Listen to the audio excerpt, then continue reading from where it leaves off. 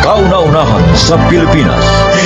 NBC Manila Broadcasting Company. DZRH, member, kapisanan ng mga broadcaster ng Pilipinas.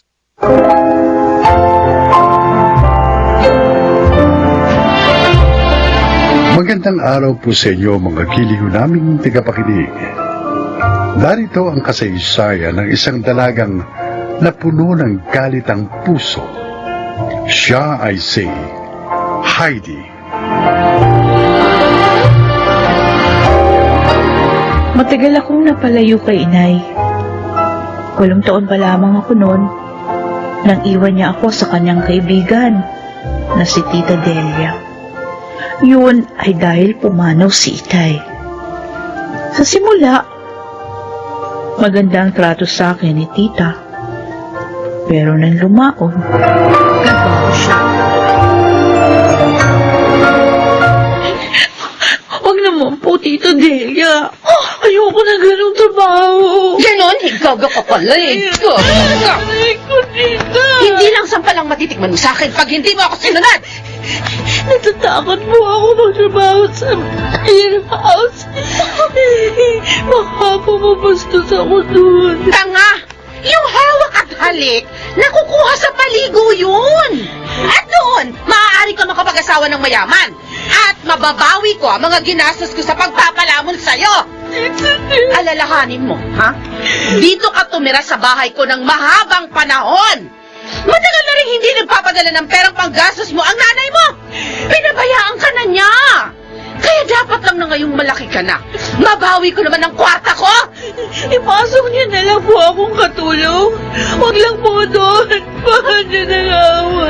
Matigas ka talaga. Ayaw mo? Ha? Ayaw mo? Ha? Maldita ka? Ano? Ano, ha? Susundin mo ako? O sasabunutan kita hanggang makalbo ka?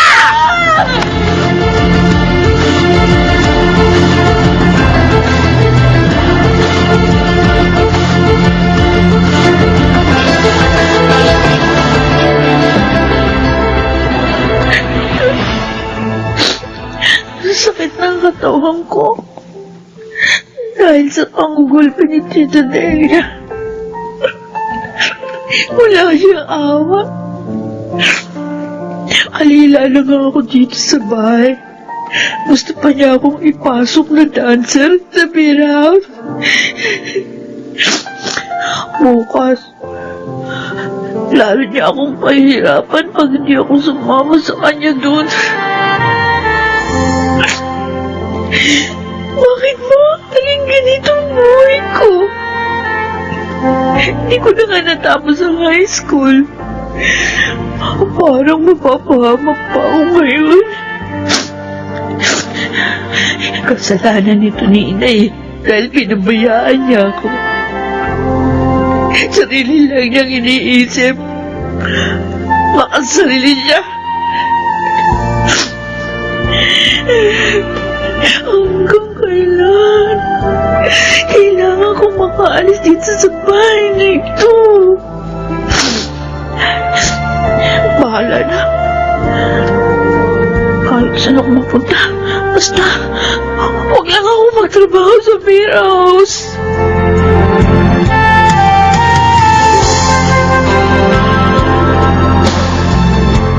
Alam mo, Iha, hindi kami nangangailangan ng katulong ngayon. Sir, para niyo na pong awa. Kahit po pansamantala lang. Bago lang po kasi ako dito sa Maynila. Wala po talaga akong matutuluyan. Nagsasabi ka ba ng totoo? Opo, sir. Di ba ako nagsisinungaling? Bakit ka napadpad dito sa Maynila? Mapanganib dito. Lalo na sa isang teenager na katulad mo.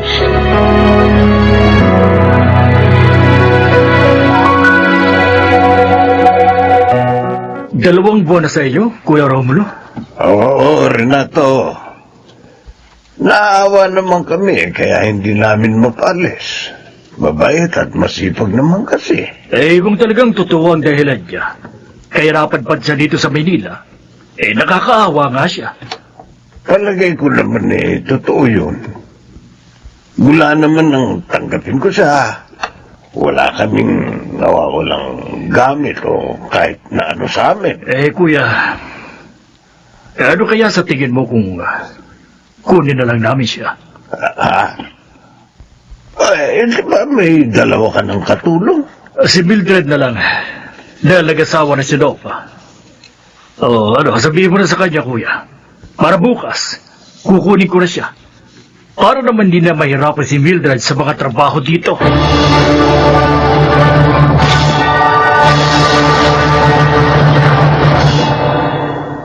Siya ang bagong makakasama mo dito sa bahay, Mildred. Si Heidi. Heidi, ang katulong namin, si Mildred. Kumusta ka, Heidi? Ang babaeng ito. Heidi, kinukumusta ka ni Mildred? Mabuti naman po. Ay, Sir Renato, baka po kasi nahihiya siya. Pero hindi po bale. Ako na po ang bahala sa kanya.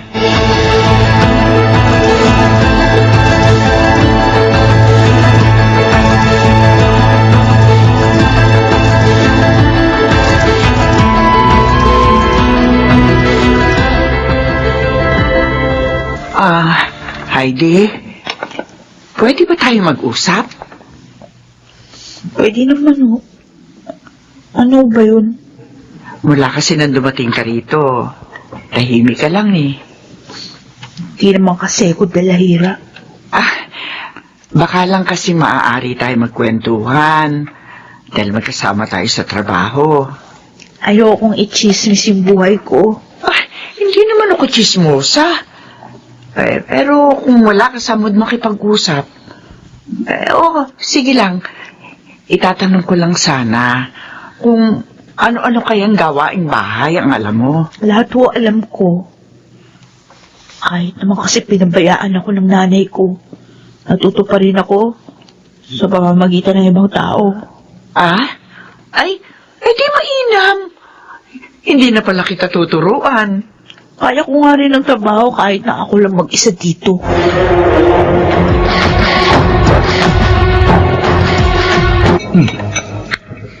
Masarap talagang magluto yan si Heidi. Parang mas mahusay pa siya magluto kaysa kay Mildred. You're right, Dad. Kaya lang tingin ko, hindi siya mabait. Bakit mo naman nasabi yan, Walter? Ilang beses ko na kasing nahuli na sinusungitan niya si Mildred.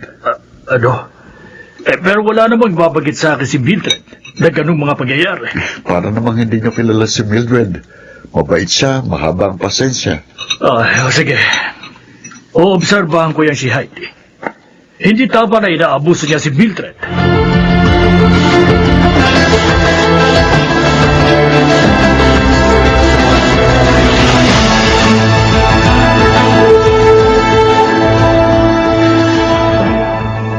Heidi, masama ba pakiramdam mo?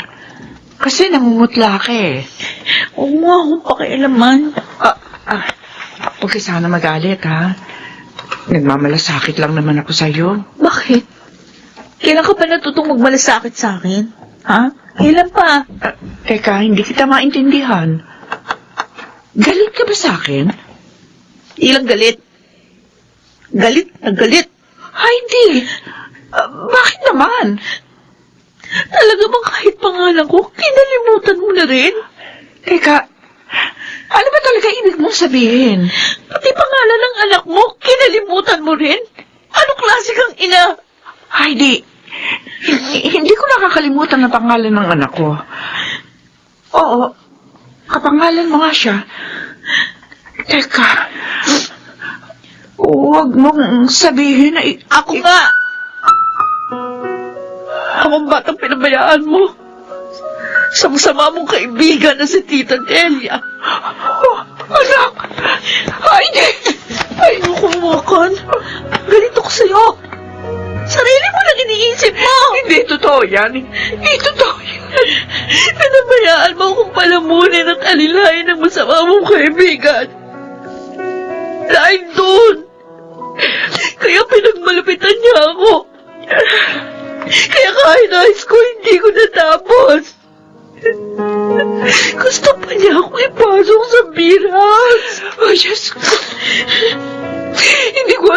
ginawa niya yun sa'yo, anak. Halos lahat ang kita ko, pinadadala ko sa kanya para mapag-aral ka lang. Sinungaling ka! Nagsasabi ako ng totoo, anak. Alam yun ang Diyos. Hindi kita kailanman pinabayaan.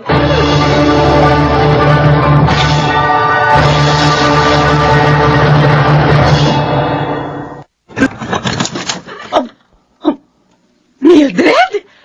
Ay, ikaw nga. Eh, ba't naman mo yung sinabing uuwi ka dito sa probinsya? Nasaan ang anak ko, Delia? Ha? Sabik na ako makita siya. Kwan? Nagtanan siya. Oo, nagtanan nga. Matigas kasing ulo ng anak mo. Ayaw makinig. Sumama ba naman sa lalaki may asawa? Ayun, ikaw na tuloy alam kung nasa na siya ngayon. Sinungaling ko! Ay, ba't mo ako sinampal? Totoong sinabi ko, malandi ang anak mo. Tumigil ka! Aray ko! Hoy, sumusobra ka na, ha? Ito bang igaganti mo sa akin pagkatapos? Alam ko na lahat, maldita ka! Ang lahat ng pagmamalupit mo sa aking anak! At ang hindi mo pagpapaaral sa kanya! Anong... Sinong nagsabi sa'yo ng kasinungalingan yan? Ako, Tita Delia. Heidi? Nagkita na kayo? Siguro nga, talagang niloob ng Diyos na magkita kami. Para matapos ng kasamaan mo. Walang niya ka! Napakasama mo, Delia! Hindi ka pala dapat magkatiwalaan! Wala kang kwentang kaibigan! Patawarin niyo ako. Patawad.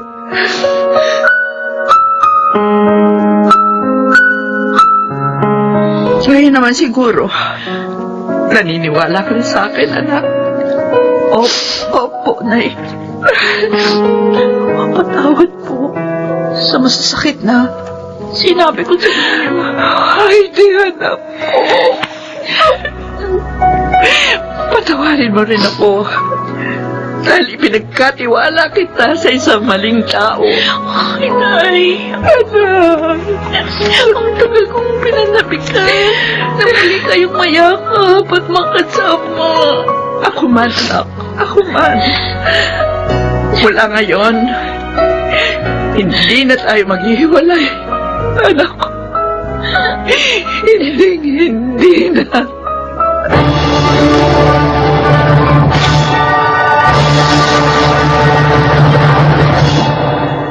Nakatapos na ako ng pag-aaral sa kolehiyo. At yun ay dahil sa tulong ni na Sir Renato. At maligaya na kami ni Inay ngayon. Ako po si Heidi. At ito ang aking buhay. Totoong mahirap ang maging ina. Hindi biro ang mga responsibilidad. Kaya marapat lamang na maging maingat upang ang anak ay hindi mapahamak. Mga nagsiganap: Susan Robles, Jeneline de la Cruz, Lionel Benjamin, Maynard Landicho, Phil Cruz at Rosana Villegas sa papel na Heidi. Naglapat ng angkop na tunog Jerry Mutiang. Sa musika, Buboy Salonga. Supervisyong teknikal, Eric Lucero at Bong Boyar. Creative Consultant, Phil Cruz. Production Assistant, Anching Cruz. Ito'y mula sa panulat ni Telma Corporal Alcantara. Sa direksyon, June Martin Ligaspi at Maynard Landicho Jr. Ito ang aking buhay.